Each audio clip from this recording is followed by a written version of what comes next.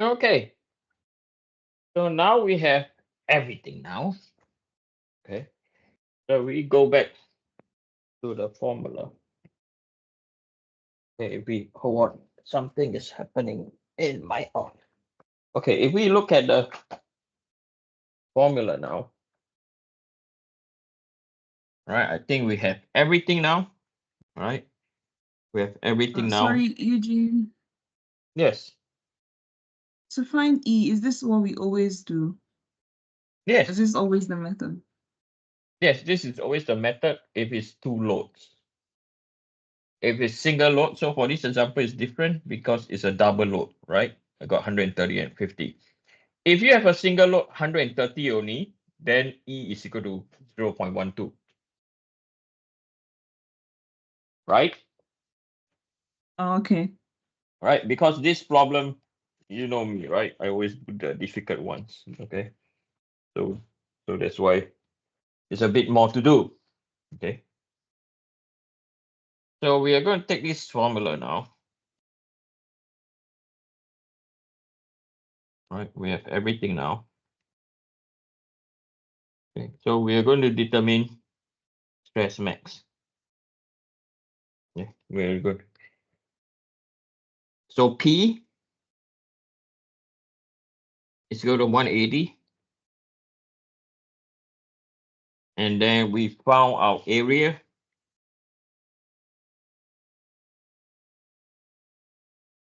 And then 1 plus by E, 64.444.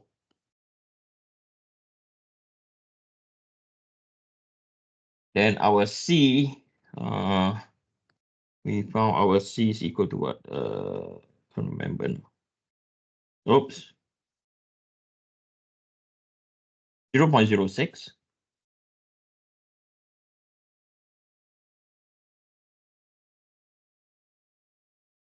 And then our radius of gyration we found, which is 47.958.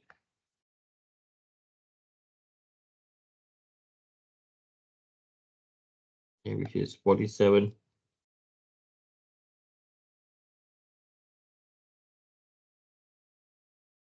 Times 10 to the power minus 3 squared. And then the whole thing we have to multiply by secant. Another bracket pi squared. Square root. Our PCR critical load, we found it to be equal to what? 772.112. Okay, 772.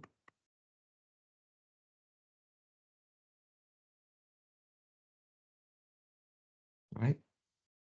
Oh no, no, that is our PCR. Our P, I beg your pardon, is 180 times 10 to the power 3. PCR is 772.112.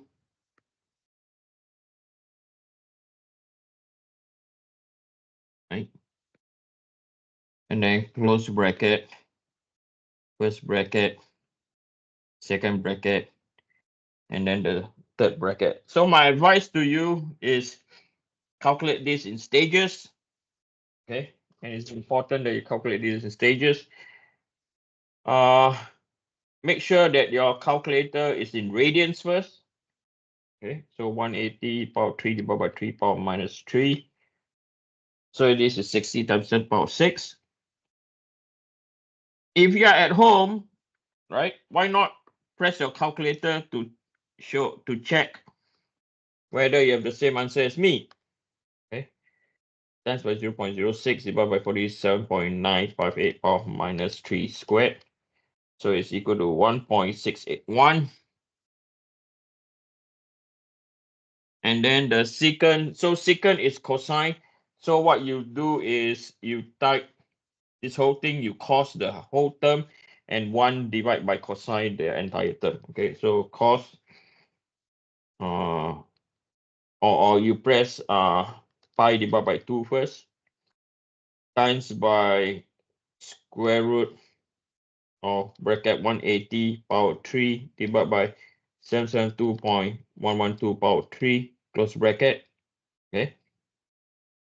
Then you press cosine your answer, and 1 divided by cosine the answer, I get 1.3776. And yours should get the same. Okay, I'll do it again. So square root bracket 180 power 3 divided by 772.112 power 3, close bracket, times by shift pi divided by 2. Okay, cosine by the answer. Okay, 1 divided by the answer is 1.3. Okay, so make sure you can get these values.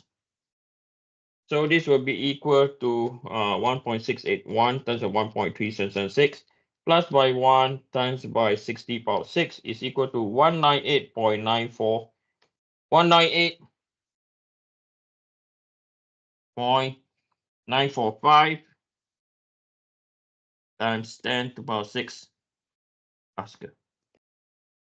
So we know that the stress max is less than the yield for this question is what? 360. Okay, so it's 360, right? Pascal. So you can write that the structure will not buckle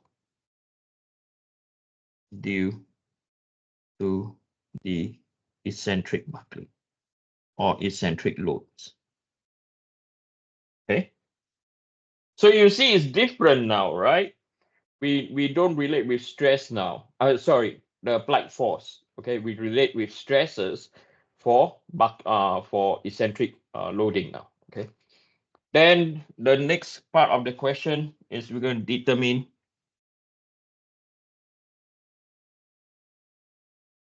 our Y max. Right. So again, the Y max formula. Again, once you got all the values right, it's just plugging in the formula. Okay. So this is secant, and then the whole thing you have to square root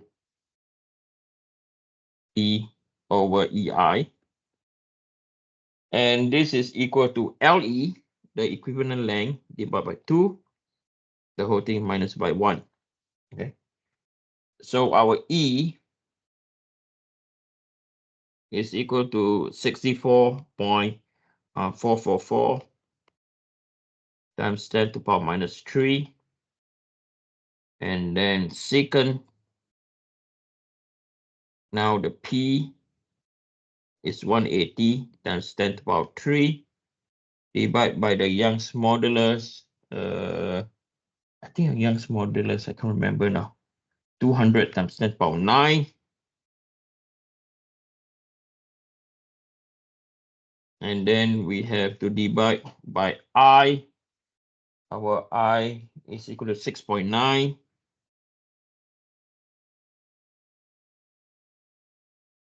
Okay. And then we have to multiply by our LE. L is equal to 4.2. The whole thing divided by 2. And then minus 1. And then you close your bracket. So this will be equal to 64.444 times 10 to the power minus 3 multiply by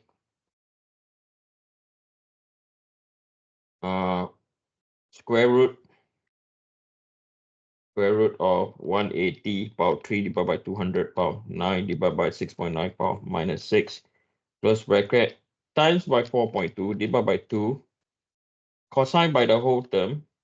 Okay, 1 divided by the cosine is equal to 1.378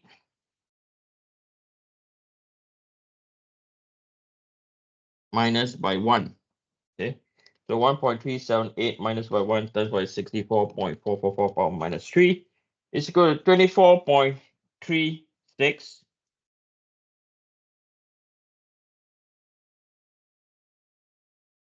Okay, 24.36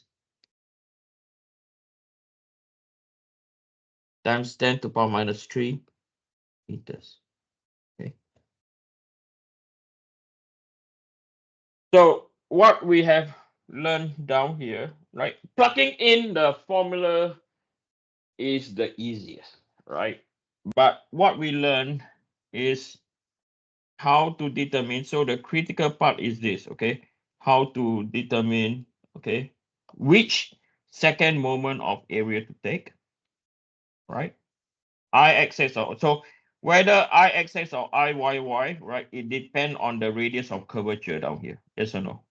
This you know, okay? I told you before.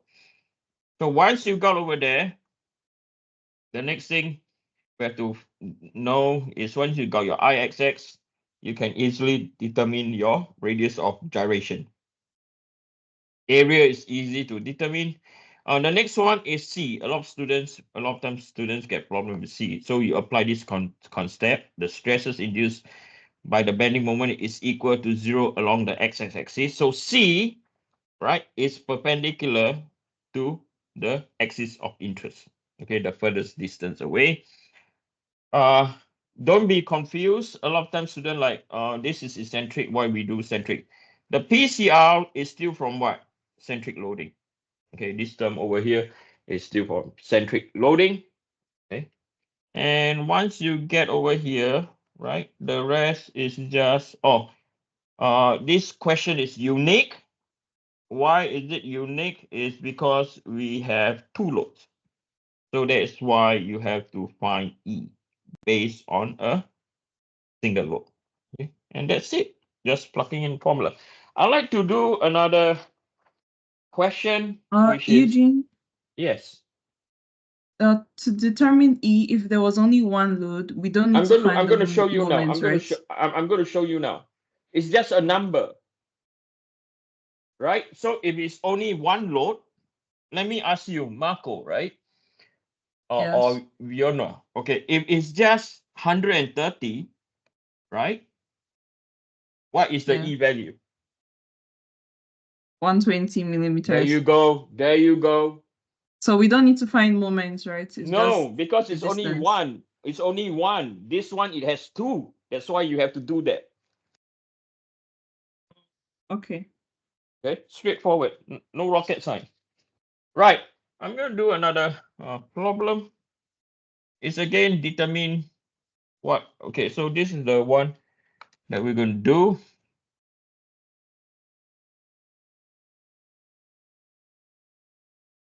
And this is a pretty tricky question. Okay, you again is the visualization. Okay, is the visualization.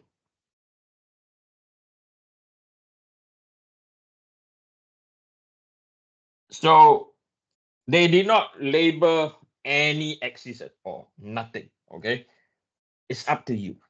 Okay, it's up to you how you want to label this. So if you look at this problem, so you have to come up with the labeling of the transformation, which I will tell you what is it later on. Okay, so let's look at this. Determine the maximum eccentric load P that the titanium alloy strap can withstand without causing it either to buckle or yield. So you don't want it to buckle or yield.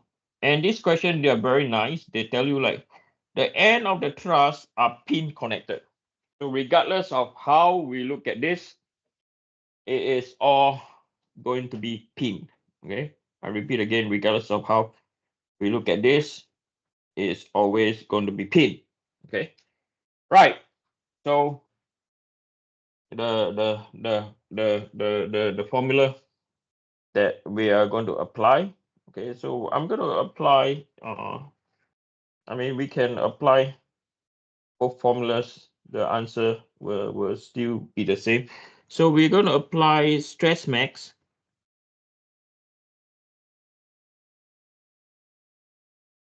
is equal to P over A.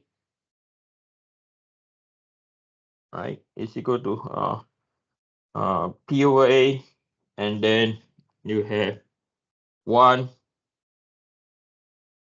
plus by EC, and then we have r squared, and then secant. So we are going to apply the same formula like what we had before.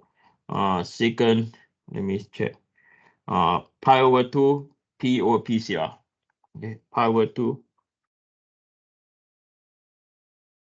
square root P over PCR. Okay. And any other terms, let me check. How to P over PCR. Nope. Okay. And then we are going to close our bracket. So this is the formula that we are going to apply. Okay. Okay. So we from here, right? Like what Mark was, what is the what is that value? So we know, what do we know? We know that E from here, because it's only a single load, right? E is equal to what? That's it. Not like before. Before you got two loads. Okay. The other P is a couple. Okay. So it counter one another. Okay. So now, right, we know what is our E already. So we are going to look this in two different view now. Okay. So the first thing we're going to do, we're going to label our transformation. As I say, this question is a thinking question. Okay. You have to be really cautious. So I'm going to label this axis over here as my z-axis, right? And I'm going to label this axis over here my y-axis. Okay. So relative to the top,